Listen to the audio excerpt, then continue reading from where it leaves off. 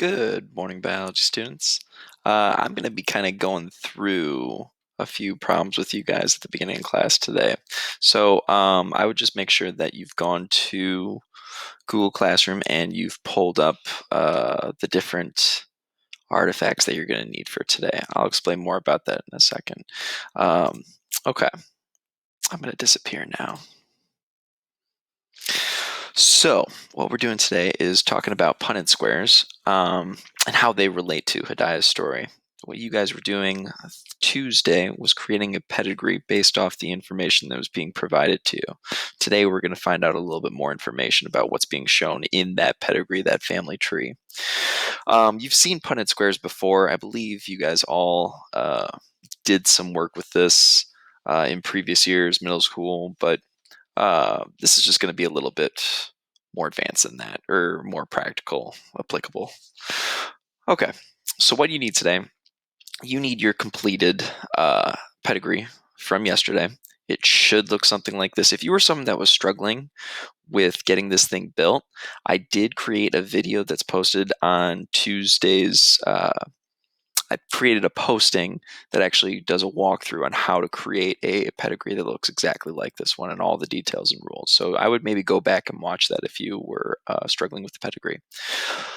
The other thing that you're going to need for today, there's a digital version of the handout and there's a PDF version. The PDF version is really easy to print and it's neat and everything. The digital one is one that you could pull up and you could type onto and make everything really easy. It's whichever one you want to use. And if you guys want to just do a loose leaf piece of paper and do the Punnett squares on there, that's fine as well. It's totally up to you. Okay, so we're going to quickly go over some terms that we've mentioned in the past, maybe not homozygous, heterozygous, but we'll talk about that. Just a quick review of what these things are before we dive into Punnett squares and why they're important. If anything that I say in this video seems a little bit over the top or just isn't quite resonating, I've included a video resource worksheet that has 3 really good videos on there. Yes, one of them is an Amoeba Sisters, but it's really good for Punnett squares. The other ones are from Learn Genetics, and they're excellent videos. So make sure that if you are struggling with any of this, pause and then just go watch some of those videos. Okay, so what we've got right here is a karyotype on the right, and we've got a chromosome with DNA. So why am I showing this to you? Punnett squares are based off of alleles. In order to understand what an allele is, we have to remember what a gene is. A gene, remember, is a section of your DNA that codes for a specific trait. Now, alleles are variations of that gene. So remember that the whole process here is that you've got your DNA all wound up, goes into a chromosome. Those chromosomes are inside of your cell. You have 46 of them in your body. Those 46 are all paired up. So you have technically 23 pairs of chromosomes. Why do we say pairs? It's because one of the chromosomes comes from your mother and one of the chromosomes comes from your father. The two of them together, combined and their alleles expressing with one another, are what give you your traits. So your mother might have had brown eyes, but your father had blue eyes, but you have brown eyes. So there's something going on between the two different alleles that are causing the trait that you see. Quick note, and I'm just going to say this anytime that we're talking about chromosomes. Chromosomes are either shown as a single rod like this, or there's a duplicated or replicated chromosome, which is just one that's after mitosis. So it's actually duplicated the information and it's about to go through meiosis. That whole separation sequence, it's the only time you would see one of these. The reason why normally in karyotypes we show them like this is because it's easier to see them and it's easier to compare them with. And it's the easiest time to actually get a picture of a single chromosome. So anyways, yeah, let's move forward. Quick review, gene versus an allele. You have a gene for eye color. So there's just a single gene sitting around in your DNA that's for eye color. Now, there's lots of different eye colors out there. So we call those variations alleles. So the variations are alleles. They're showing that in this one, they're talking about probably a guinea pig or something here. So there's a allele here, gene here for coat length. one of the alleles is for short hair, the other one for long hair. Just the same over here, we have a gene area where you have the coat color. On this one, it's white fur. On this one, it's black fur. The combination of these two are going to give the overall fur color. Combination of these two is going to give the overall fur color, which then brings us to dominant or recessive. So dominant and recessive aren't the only ways in which alleles are expressed. Sometimes they mix, sometimes they kind of do like a blotchy mix of the two. There's a lot of different ways that they can interact with each other. But for right now, we're going to keep it basic and just think about this as homozygous dominant and homozygous recessive and heterozygous. So in the case of this one right here, let's do that eye color example again. This individual right here has two alleles. He has an uppercase B and a lowercase b. So their alleles for this gentleman's eye color is uppercase B, lowercase b. We see here that there are the genotypes being shown. So in the case of this one, we see that this individual has a uppercase B, lowercase b, but they still have brown eyes. That's because brown is dominant over recessive. So the only time that an individual would actually have blue eyes is if they have both of the recessive alleles. So this is a case where dominant covers the recessive if the recessive and dominant are present. If you have both of the dominants, then it's for sure going to be whatever the dominant is. If you have both of the recessives, then you'll have whatever that one is. But if you have this heterozygous individual, then you will have whatever the dominant allele is. Which brings us to genotype versus phenotype. So phenotype is what you see as a trait. So we see that these flowers are white and these flowers are purple. However, at the gene level, if you were looking at those alleles that are creating the expression of purple here and the expression of white here, we would see that these individuals do indeed have two of the dominant alleles. But this guy right here has a dominant and a recessive, but we only see the dominant. So the genotype for this individual is dominant and recessive, but the phenotype is just the dominant. So when we're talking about phenotype is what you see. Genotype is what are the actual alleles present for that gene. Heterozygous versus homozygous. I already kind of mentioned this one, but when you are homozygous, it means that you have two of the same allele. So you can either be homozygous dominant or homozygous recessive. So like this individual right here is homozygous dominant. This individual here is homozygous recessive. Then this individual is what we call heterozygous. They have both of the alleles. So this is where we're going to move into what we're actually doing today. You need those handouts in front of you. If you need to pause and print this PDF out, I would maybe do that right now. Do make sure that you have your completed family pedigree nearby. You're going to actually add some work to this one in the end and repost it once more onto Google Classroom. So these are both the artifacts that are going to wind up getting posted for this assignment. Okay, so we're going to start with question number 1.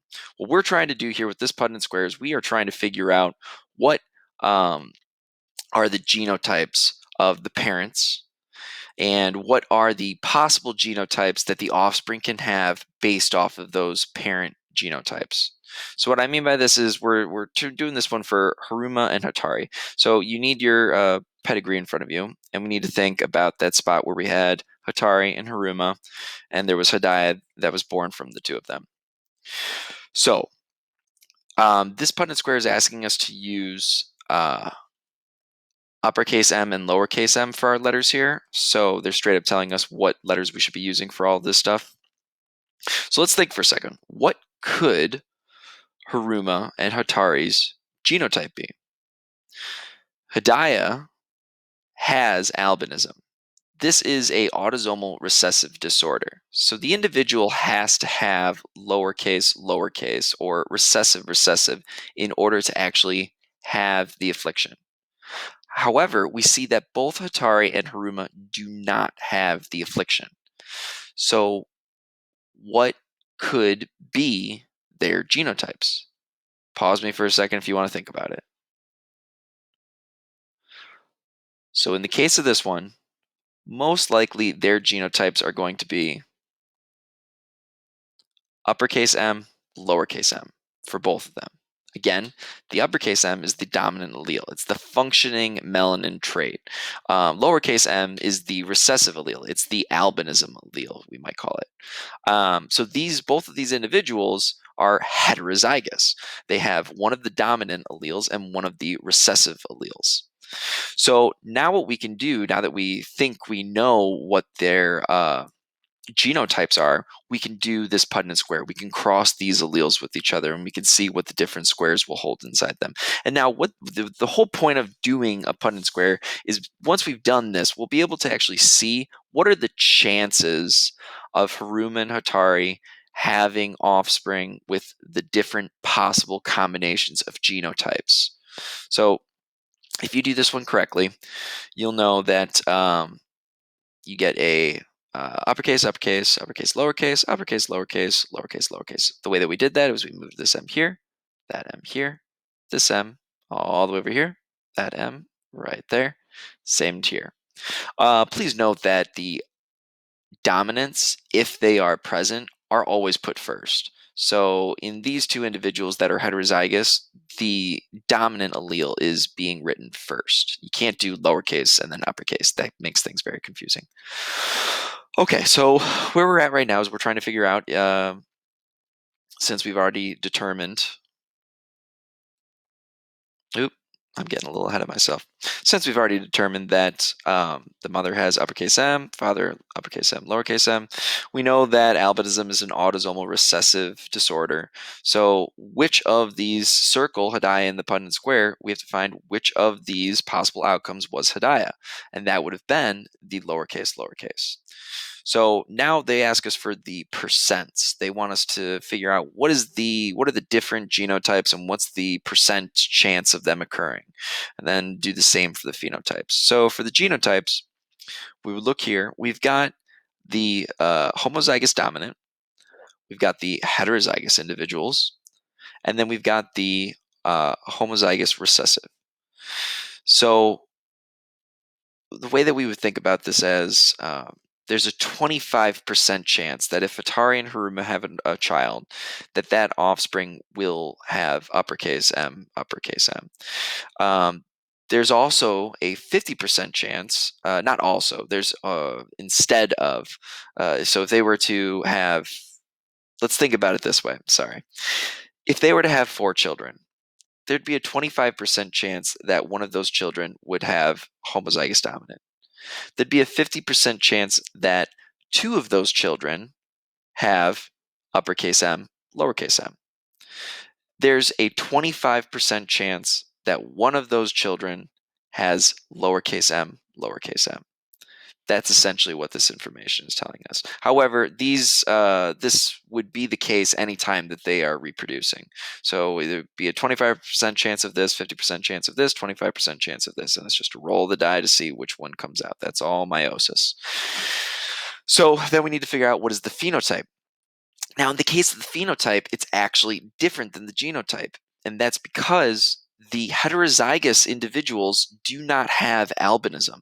And when we're talking about phenotype, we're talking about the expression of these genes. What do we see? 75% chance, there is a 75% chance that the individual does not have albinism. There's a 25% chance that the individual being born does have albinism. So again, let's jump back to our 4 children model. So if these two, Hatari and Haruma, were to have 4 children, there would be a 75% chance that 3 of those children do not have albinism. There would be a 25% chance that there would be an individual that's born with albinism. Okay, so that's kind of a basic one. It's actually really easy to do these when you know that one individual has the affliction, especially if it's autosomal recessive. So let's move on to number 2, which is a little bit more difficult, and I'm going to let you guys try this more on this one. So for this one, you might think, let's do the same thing again. Let's think about it in terms of Harumas and Jalil and Afifa. So think about their parents, the parents, and what are the possible outcomes for this one. However, that's not that straightforward for this one. Because we don't know anyone being afflicted here, we need more information. We can't make the correct guesses on what their genotypes are going to be based on this limited amount of information. Sadly, we can't even just go off of all of the family here. This does tell us information. This is very important, knowing that Jaleel and Afifa had three offspring, and none of the offspring have albinism. It is helpful, but it still doesn't tell us enough about Jaleel and Afifa and what genotypes they might have. So for this one, you actually do need to have your full pedigree in mind in order to do this one correctly. So we're focused right here. We've got Haruma right here. We're trying to figure out which individual, which genotype outcome is actually Haruma, and we're trying to figure out what are Jaleel's genotypes and Afifa's phenotypes. Genotypes. So pause me for a second. Try this out for yourself. See if you can put together, based on this entire family outcome here, what is the most likely genotype for Jaleel and Afifa. There is a chance that there's two possibilities, but there's one that is much more likely than the other. So pause me, take a second, try and figure it out.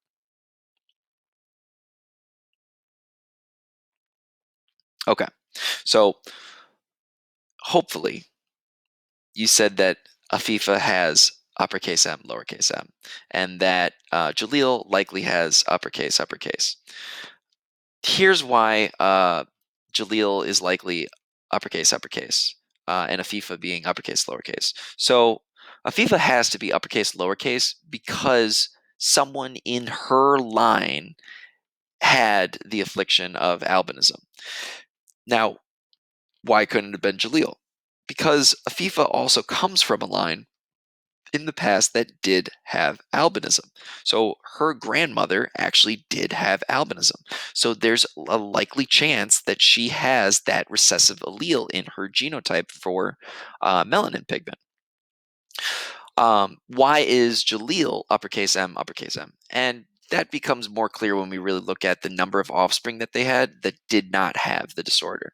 So having three children and all three of them not having it, um, that would lead us to believe that there is zero chance of there being offspring with albinism. There is a chance that Jaleel is uppercase M, lowercase m. It's definitely possible, but it's not as likely as the one that we're putting here. So, again, you'll notice that as we're doing these, there are possible chances for uh, different genotypes when you just don't have enough information. Usually you just want to go off of what is the most likely chance. And in some cases you really can't tell. Some cases you just have to say, I know for a fact that they have one allele and it's uppercase or lowercase, but I really don't know what the other allele is. And that's fine if you do it that way. So let's do this Punnett square over here where you cross these again. So again, we were going to move him to here, that to there, this one all the way over there, this one here. Then we're going to move this one here, that one here, this one here, that one here, which is going to come out with this. So each of these different squares should always have a single genotype in them. People make the mistake often of putting like double M, and double M, double lowercase, and then you wind up with like 4 in here. That's not right. You always want to wind up with a possible genotype outcome, which is 2 letters. So just really make sure that you're setting these up correctly. So like Jaleel had the genotype uppercase. We put one of them here, one of them there. Afifa, uppercase, lowercase, one of them here, one of them there.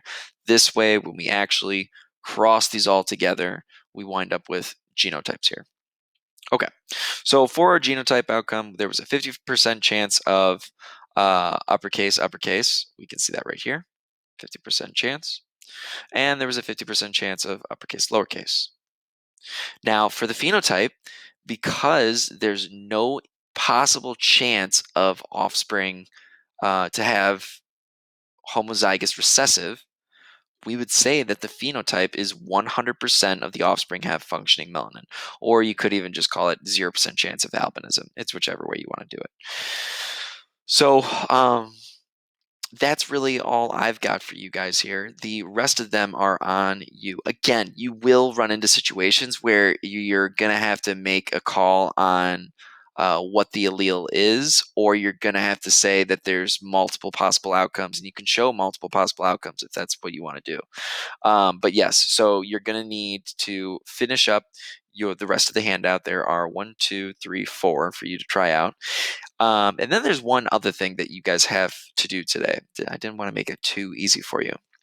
So after you've done this, you're going to have a good sense of what the different allele combinations are for Hidaya, Haruma, Aturi, and I believe possible outcomes for the rest of these here.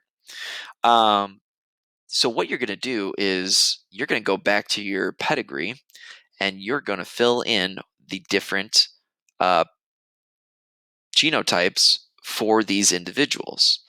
Again, there's going to be ones that you just don't know what the second allele is. So you could put like one allele and then a question mark, or one allele and then a dash, however you want to do it. But the ones that you do know, fill them in on your pedigree and then take a picture of that again and post it onto your assignment.